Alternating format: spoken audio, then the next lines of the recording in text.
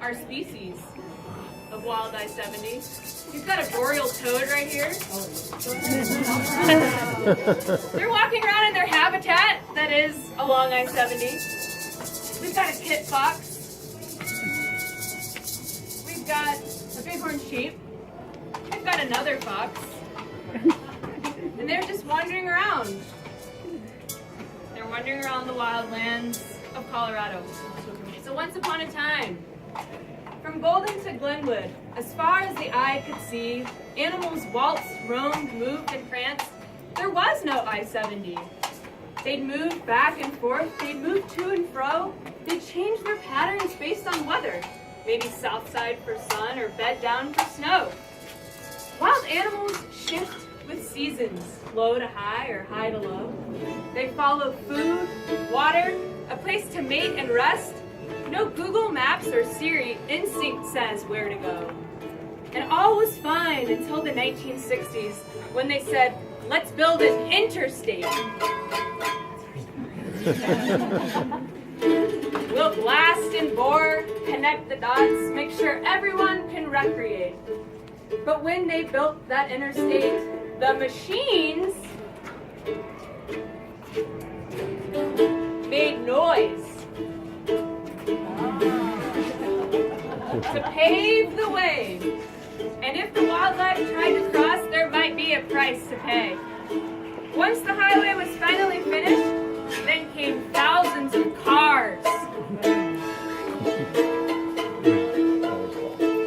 We built more lanes to hold them all, and shops, Starbucks, restaurants, bars.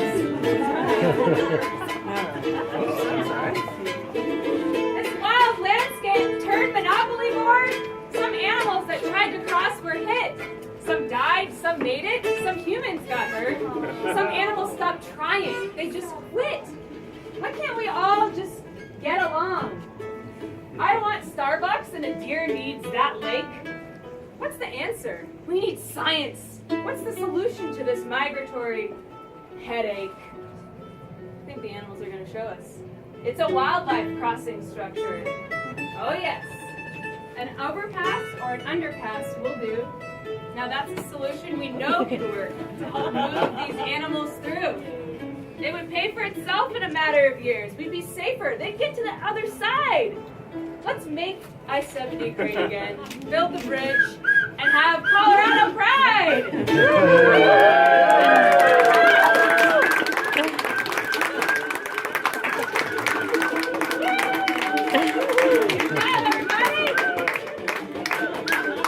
built the bridge! Alright. So, now you can have a seat or whatever, relax. Sorry there's no chairs, but as Stephen said, kids don't care, and we're being kids tonight. Thank you. Yeah, you can just kind of set these in a pile or hand them to me. And we're going to tell you the real story. Thank you. So, yeah, that was a little physical representation of the barrier that I-70 has become for wildlife, that a lot of them have stopped trying to get across, and you know, sometimes they're migrating, but a lot of times they're just moving, daily movements from, you know, a water source to their den. It's the exact same thing in our lives, right? You go to Walmart and Home Depot and whatnot, same thing for animals.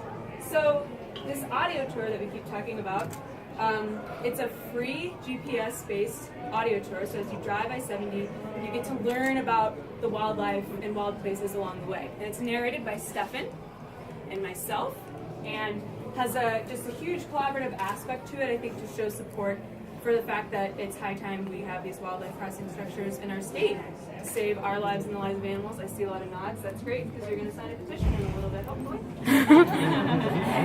So here we go. Without further ado, the Wild I-70 audio tour presented by Rocky Mountain Wild. That's something I failed to mention. Sorry, I'm doing one of things.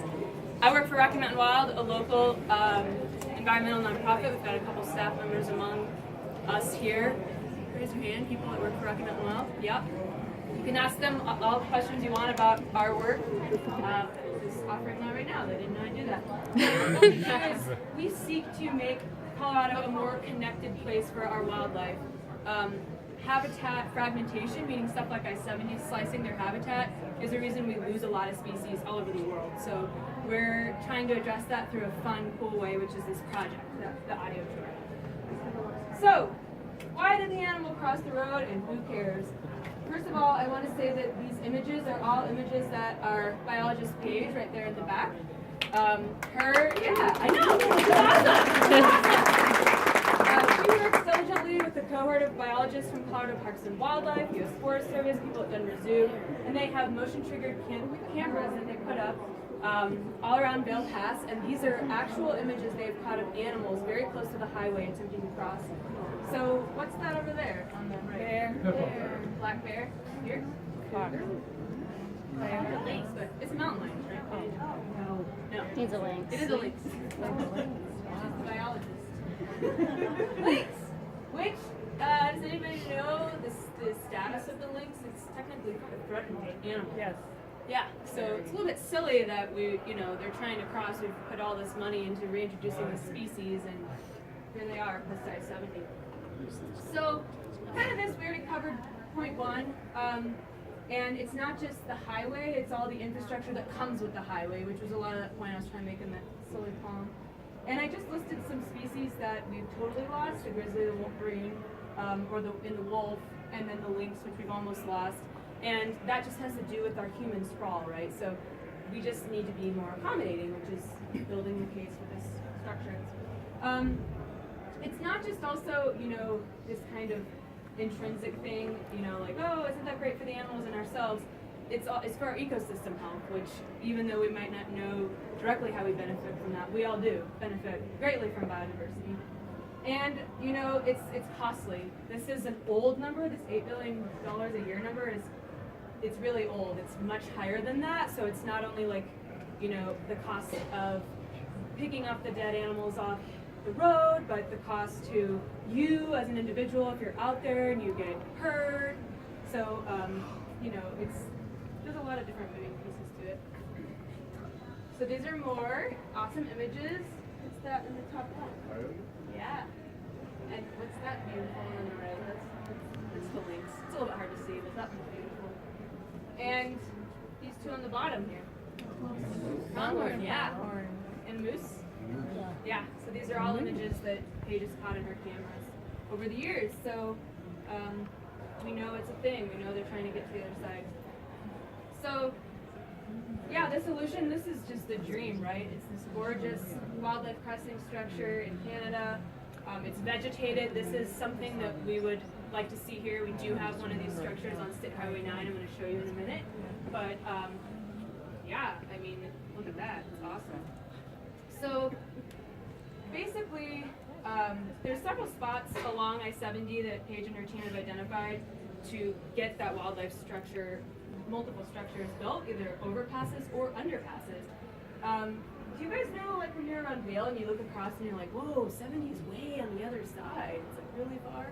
That's because it's technically a span bridge. So the spot that Paige and her team have identified would just require one little spot to go over, and then the animals could go under that. It's a big elk migratory pathway right as you're ascending, going up Vail if you're going westbound, and that's where we would like to see this crossing structure built. So it wouldn't have to go over 4 lanes like this image I just showed you.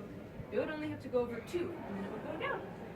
And I think the cool thing about science is you don't just have to guess, you can study it and know.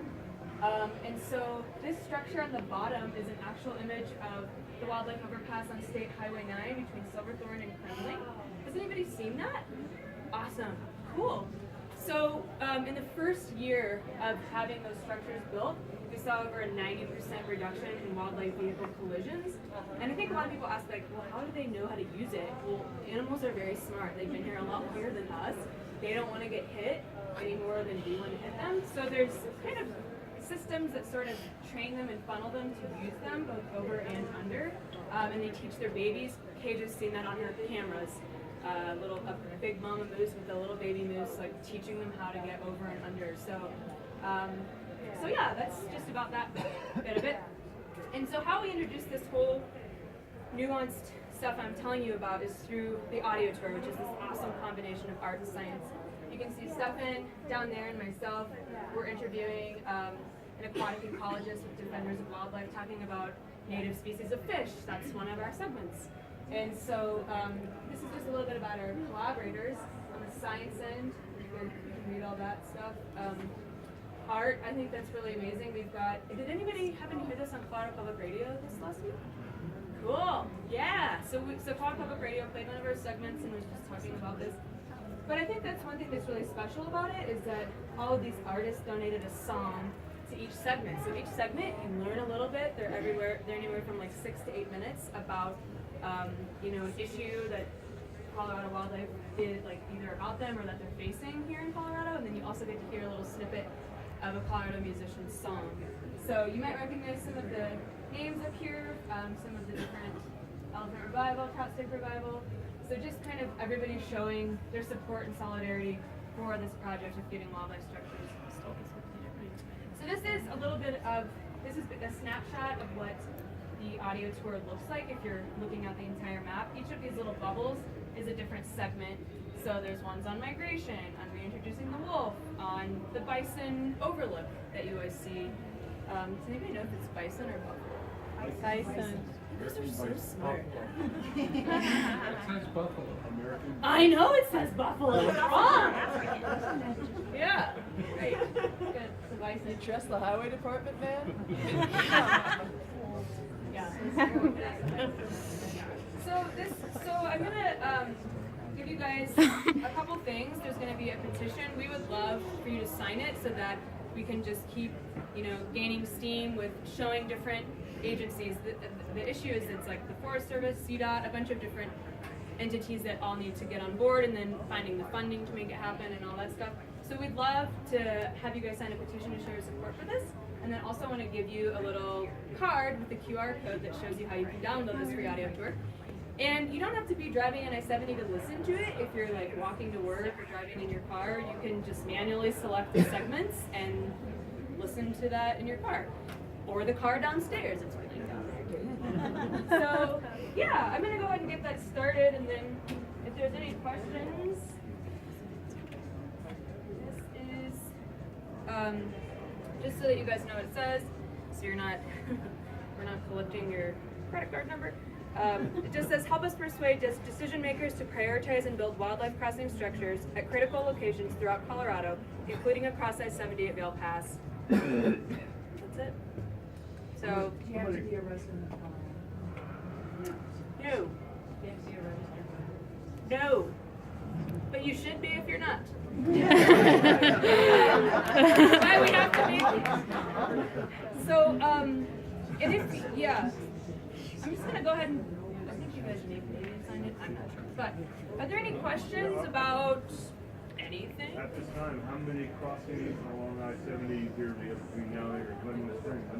How many of you identified at this point do you think that's potentially feasible? Paige? What's the question? How many sites have you identified on I-70? For crossing. Yeah. Like, what's your A lot. dream number? A lot. I don't know a specific number, but Like 50? A dozen? yeah. In an ideal world, you'd have a crossing for wildlife every 1 to 2 miles. In an ideal world. But, so I don't have a specific number for you, but Yeah. in an ideal world, it's a pretty high number. Yeah. Good question. Other Is this questions? going to be a ballot measure? Maybe. Hopefully. Not this year. Well, but Not this this might be year. a good plug for the ballot measure we are going to be seeing, which Terry, maybe you know a little bit more about. So there will be a measure on the ballot this November to increase funding for infrastructure, road infrastructure, through a sales tax hike. And it's a small sales tax hike. It's 0.6% or something like that. And that money will go towards roadway infrastructure. Any of you who live in Colorado know that CDOT does not have the money to do the job that it needs to do here in the state. And so that's one of the reasons why we can't get wildlife crossings built, is because CDOT has to fill potholes, right?